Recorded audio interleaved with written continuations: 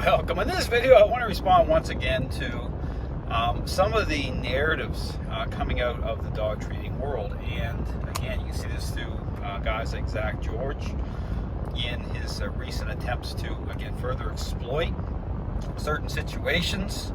And again, very interesting. Okay, again, this is part of the New York Times article he was in, where again bringing in certain other ideological narratives. Okay, and again, this is where again I would really encourage people to really think about this, and this goes right into what I'm saying regarding this superficial idea of things, where there's more than one way to train a dog.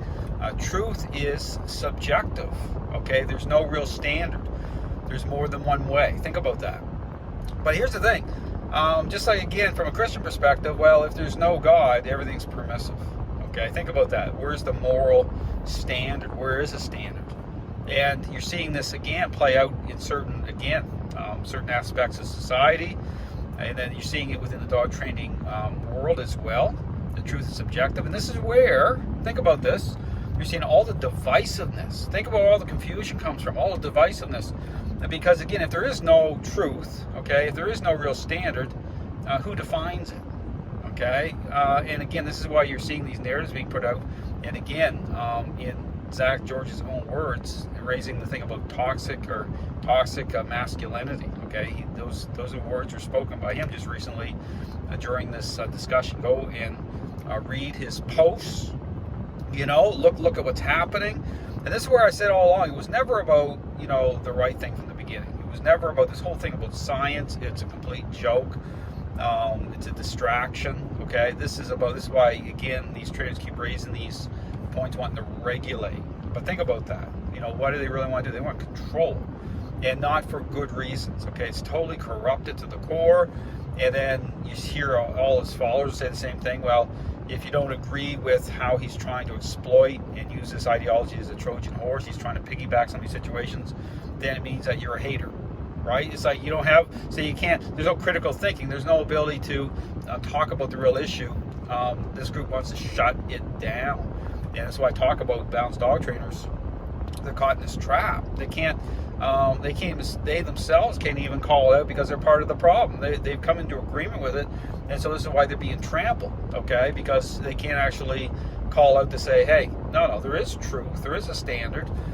Training is not a learning-based exercise, because when I say that, guess what? Triggers off balanced dog trainers as well. Well, why is that? Oh, that's my point, okay? They've come into agreement. They've played both sides of the fence from the beginning.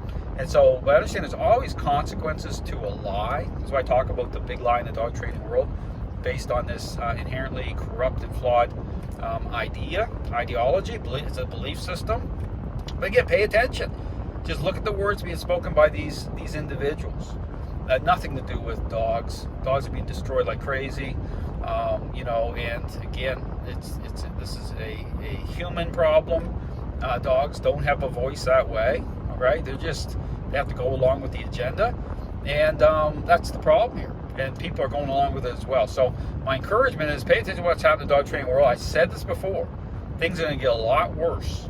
Are they going to get better? I don't know. I mean, look at some of these other countries now. Even dog ownership, is problematic. It's got to a PETA level. But think what I'm saying. But if there's no truth, right? If truth is subjective, this is what happens. And then when you get to that point that someone like myself steps out and saying, well, no, there is truth. Well, guess what? Everyone's going to rail against it because, we got to this point where it's all about me. It's all about my agenda. It's not about, this ideology is self-love. Understand, this has nothing to do with meeting the needs of another. I've said that all along. This is very permissive, self-focused, selfish stuff going on. And you can see it play out through, again, all these situations with these individuals. And it's going to only get much worse. Thanks for watching.